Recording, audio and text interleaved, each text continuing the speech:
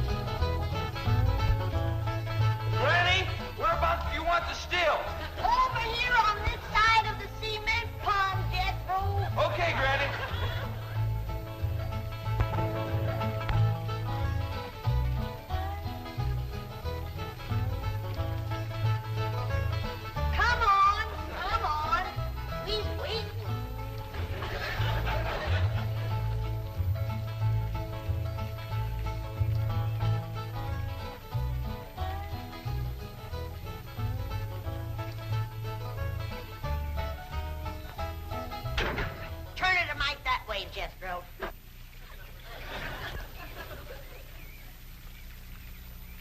Only one bad thing about putting you still here, Granny. What's that? Drysdale place is downwind. The smell of your corn liquor or brewing is going to drive poor Miss Drysdale right out of her mind. She's a drinking woman. How do you know, Uncle Jay? Well, he kind of let it slip by. Remember when we was unloading this from the truck?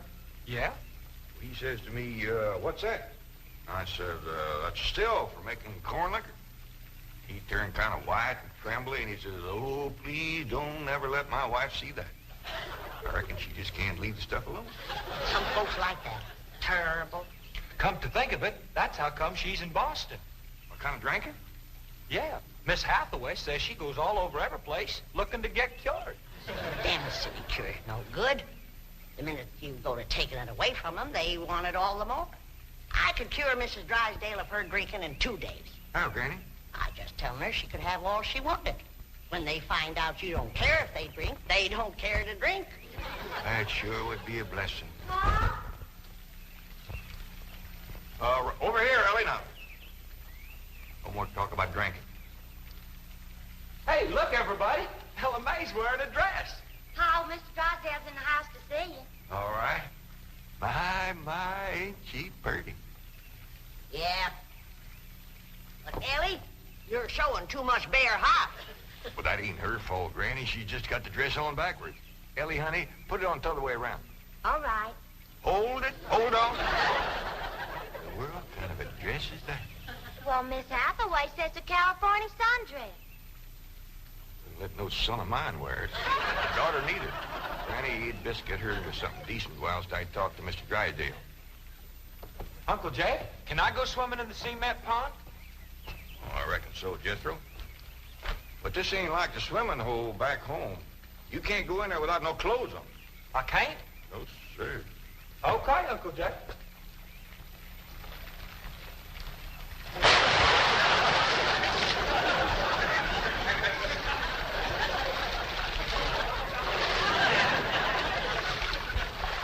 Someday I gotta have a long talk with that boy.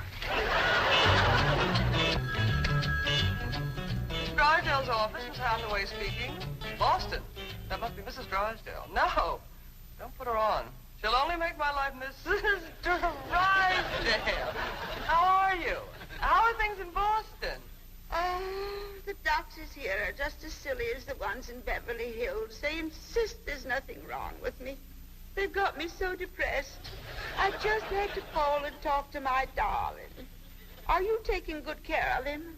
Oh, yes. As a matter of fact, he's stretched out on the sofa right now having his nap. How sweet. Well, the moment he wakens, you take his temperature and give him some of that flu medicine. What? He's waking now? Oh, marvelous. Put him on. Tell him Mumsy wants to hear his sweet voice.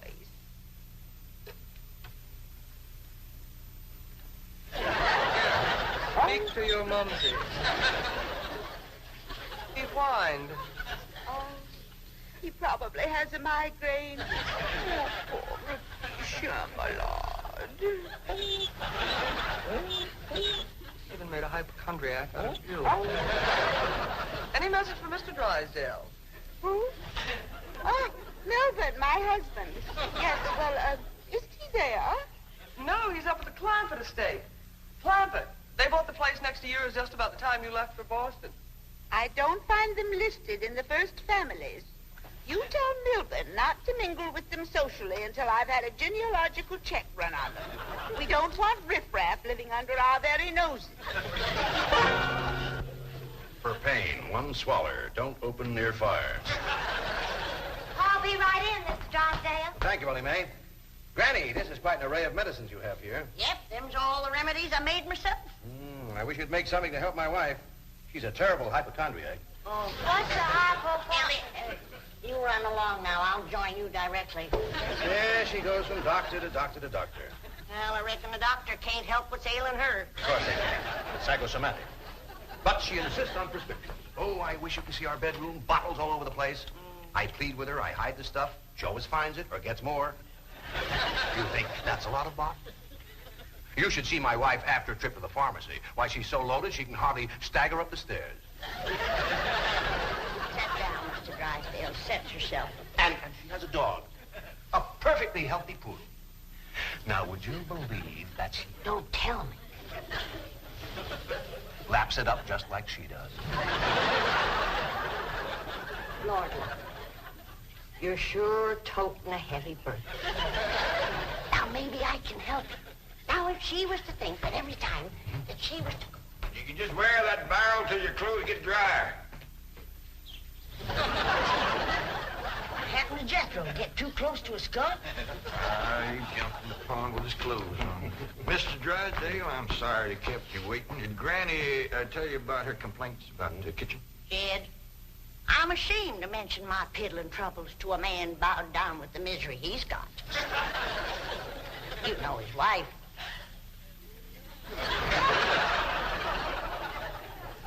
Mr. Drysdale, our hearts go out to you. And we're going to help you, ain't we, Jed? You bet you we are.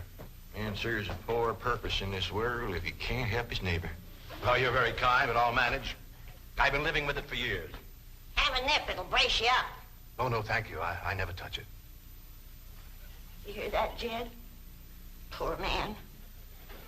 He's got all the trouble and none of the fun.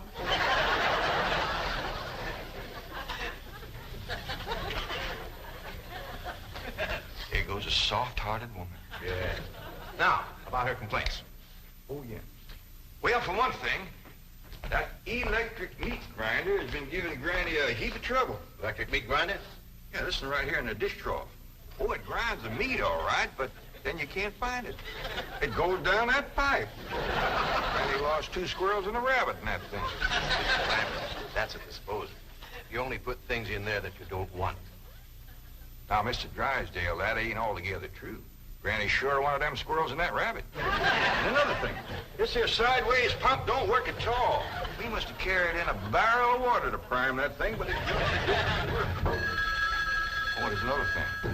Every once in a while, this little thingamajig here makes a ringing noise like that. There it goes again. Well, that's the telephone. Someone's calling you. I don't hear him. They're calling you on the telephone. Say hello into it. Hello. You have to snip the receiver first. Now say it. Hello. Mr. Clampett? He said my name. Can he see through this thing? No. Mr. Clampett, may I please speak to Mr. Drysdale? Well, they sure can see, or else how would they know you're standing here? That's my secretary. She knows I'm here. Yes, Miss Hathaway. Mr. Drysdale, I have some messages. But I'll be doggone. Granny! Ellie Mae! Come look what we got! The Clampetts have just discovered the telephone. Indeed. agree. This is a marvelous invention. With this instrument, you can talk to anyone, any place in the civilized world. We talk to my cousin Pearl? Oh, yes, of course. Right now? Yes? Ellie Mae. Run out back and fetch Jethro. Oh, wait a minute. He might not have his clothes on yet. Oh, I'll get him.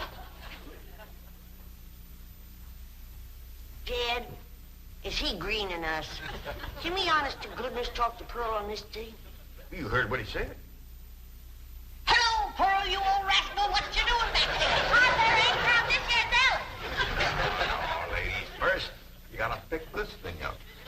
Hello, Pearl, you old rascal. What you doing back there? Hi there, ain't proud this here Dallas. What's she saying? Ain't saying a word. You're just humming. She ain't even humming a tune. Shut up, humming, and say something. Jethro will be right in. You ready to call Pearl? You've been a calm, but she just hums. That's a dial tone. First, you've got to dial long distance like this. Okay. Howdy, Pearl. Hello, Pearl, you old rascal. What you doing back there? Hi there, ain't proud this here Dallas. This is long distance. We know that, Pearl. Oh, I believe you'll have the operator. What's Pearl's number? Number? Operator. Just a moment. Hey, folks, Mr. Drysdale told me what y'all was up to. You can't talk to Ma on that thing.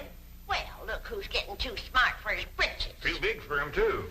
Mr. Drysdale says we can talk to her. Yeah, you think you know more than Mr. Drysdale? Well, I know Ma ain't got no telephone. Excuse me, call operator. You sure spoil things. And who asked you to butt in? I get it. I know what to do when it does that. Hello? Yeah, he's here. Well, for goodness sake. Well, sure. Well, howdy there, Miss Drysdale. Let's hear it. Margaret! Oh, how wonderful. What? Man? Oh, yes, the telephone man. Yes. Well, how are you? I'm worried, that's how I am. I'm afraid, Milburn, that you've let the wrong kind of people move in next door to us, and I'm dreadfully upset. Now, dear, you mustn't let yourself get into this condition. Control yourself.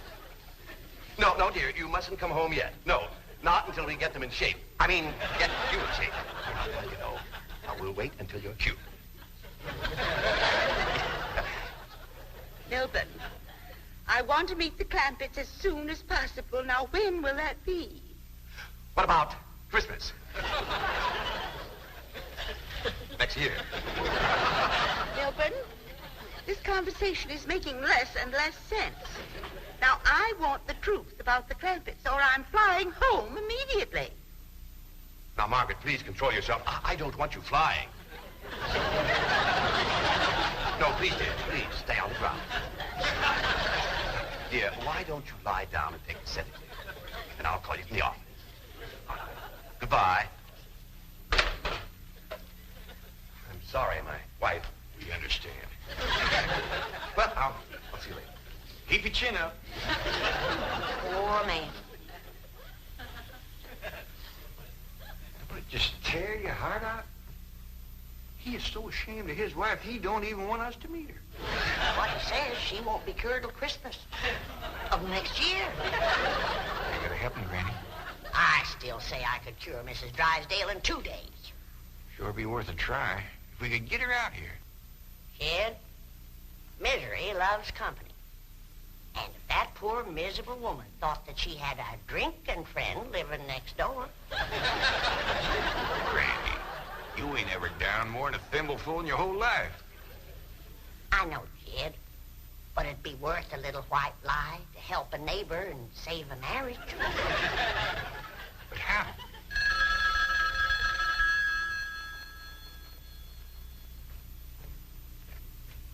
Hello? Yes, ma'am. You got a stroke of luck, Granny. It's Mrs. Drysdale again. No, ma'am, he ain't here, Miss Drysdale, but Granny and me'd like to talk to you. We your next-door neighbors, the Clampetts. Listen, honey, I got my still set up not 50 feet from your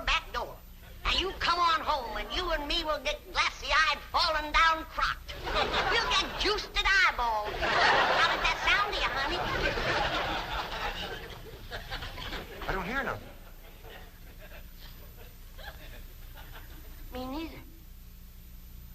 The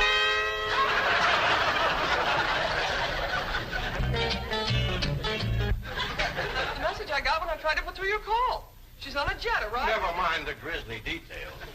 Oh, I am ruined. If Margaret gets one look at those hillbillies next door, she'll leave me. Get my psychiatrist over here. Move over, Claude. I need this more than you do. I know you don't need your psychiatrist. You're looking at the dark side. There is a bright side. Of course. Your wife is an intelligent woman. She'll see that underneath that rough exterior, the Clampetts are basically fine people. Or she may even help them to get socially acclimated. You're right. I don't need my psychiatrist. You do. Your wife will take... My wife, through whose aristocratic veins flows blood the color of bluing, considers anyone whose ancestors did not arrive on the Mayflower immigrants. She does make rather a fetish at the family tree, but... But nothing. I'm stuck. I'm either going to lose my wife or my largest depositor. That's what makes the whole thing so difficult. You know, I like the Clampetts, but I love my wife. Isn't life weird? She's a snob, she's a hypochondriac, she's not young and beautiful, but I love her. And now I do need my psychiatrist. Now, Mr. Drysdale, as we used to say at Vassar, que tout devient tout éclaircit. Courage will light your path. Yes, I know what I have to do. I'll go to the airport. I'll take Margaret in my arms. I'll look her in the eye and lie like a rug. I'll tell her the Clampetts have left town and put her back on the plane. I beseech you, do not become enmeshed in a web of lies. But it won't be a lie if the Clampetts are tricked into actually leaving town. But they're just getting settled. What could possibly induce them to leave town? That's your problem. Me? You expect me? But they like you. Finagle them into going to Palm Springs for a few days. No, no. I will not help you spin your deceitful web. Miss Hathaway, would you rather be an unemployed secretary or a spider with a raid? You know, I think the Clampetts might enjoy Palm Springs. Palm Springs? Where's that? It's about 125 miles from here, in the desert. Desert? Yeah, remember we crossed on them on the way out here. All that sand? Yeah, I remember. You ain't getting me to no desert. Trees were so far apart, the woodpeckers had to tote lunch. But this is different, Granny. This is a beautiful resort with lots of trees and fine hotels and swimming pools. We got a pond for swimming right there. Ellie's out swimming right now. You didn't jump in with her clothes on, did you? I don't know. Oh, surely not. She promised to wear the lovely swim ensemble I got her. Yeah, she done just like Jethro. Here she comes with the dress shrunk clear up to her. Granny! What's the matter? All her hair come out. What? It's true. Ellie lost her beautiful hair. Heaven help her, she's bald as an eagle. Wait a minute. Take off your bathing cap. Oh, praise be. All right, but Ellie, you hadn't ought to went swimming with your clothes on and shrunk up that nice dress. This ain't a dress, is it, Miss Jane? No, dear, it's a beach jacket to wear over a bathing suit. Ellie Mae Clampett. Cover up your nakedness, child. That's the way everyone goes swimming out here. It's perfectly proper. Well, you wouldn't catch me in nothing like that. Me neither. Mr. Clampett, how would you like for a member of your family to become Princess of Palm Springs? What? They're holding a beauty contest at the Springs this week, and someone in this very room has the face and the figure to win. When the judges see her in a bathing suit... I told you I ain't putting on no bathing suit. Believe me, Mr. Clampett, this beautiful daughter of yours can win that Palm Springs beauty contest without even trying. Can we go, Pa? I'm sorry, Ellie Mae, but I just don't cotton to the notion of a bunch of strangers gawking at your bare limbs. Besides, we already know you're the prettiest. Why shame all them other girls? Run along and get some clothes on. Yes, sir, Pa. Mr. Clampett, I do wish you would reconsider about going to Palm Springs, even if Ellie Uncle doesn't... Jay, Duke, and... Howdy, Miss Hathaway. Jane to you, Jethro. Well, Jane to you, too. Duke and me's all set to go hunting, ain't we, Duke? Jethro, have you ever hunted in the desert? No, ma'am. No, it's a fascinating place. You might even see a mirage. If there's one there, old Duke will tree it. He's the best hunting dog there is. Well, I love hunting around Palm Springs. You'll all love Palm Springs. They have wonderful hotels. Have you ever stayed in a beautiful hotel suite? No, I ain't, darling. Granny, let's you and me go and leave these two lovebirds alone. And wait, please, let me take you all to Palm Springs. I'll tell you what. Why don't you take Jethro and Ellie Mae and me and Granny will stay here. But then Mrs. Drysdale would see.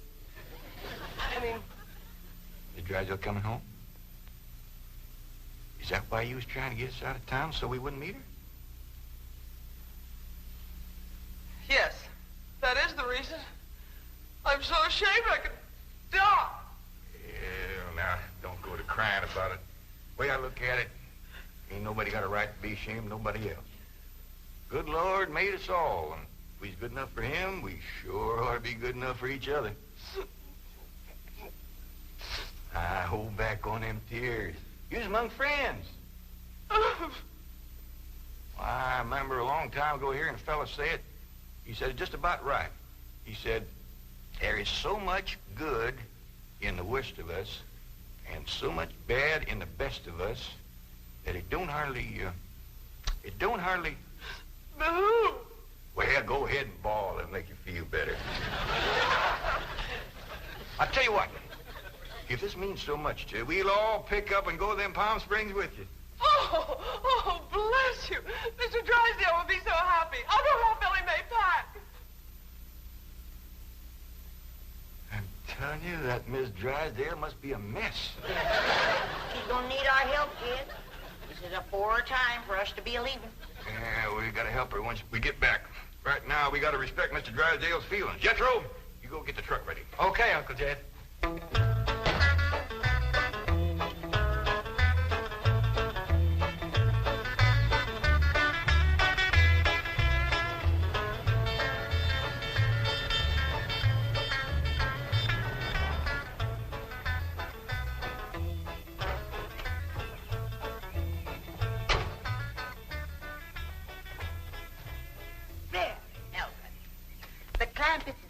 Shouldn't leave his car parked in the front driveway that way. Oh, you're absolutely right, dear, yes. Well, Margaret, don't you want to stop at home first and freshen up, take some medicine or something? Milburn, I have just flown 3,000 miles to meet the Clampetts, and I intend to meet them right now. Well, Don, they're probably out of town. You see, they travel extensively. Oh, they're wonderful people. It'd be a shame if you missed them. But I know how anxious you are to get back to Boston and your doctors. And Sonny. How is Sonny? How's he like Harvard this year? Is it Yale, Princeton, Dartmouth? Let's go ask him. Milburn, what is the matter with you? Milburn, let go. Let go, you hear me? Let go, I say. Let go. Have you gone mad? Let go, you beast. Step aside, lady. I'll shoot it.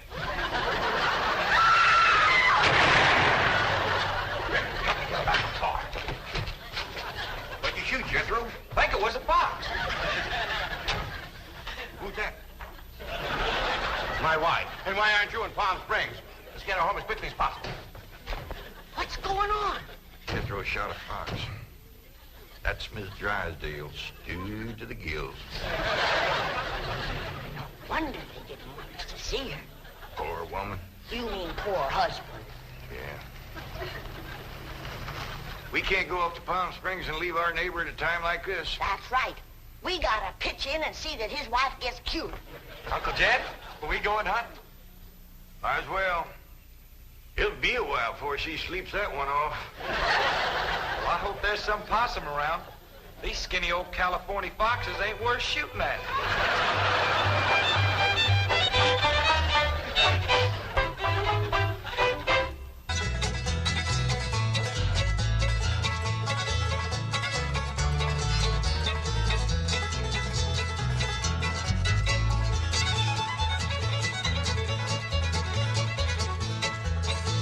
Well, now it's time to say goodbye to Jed and all his kin.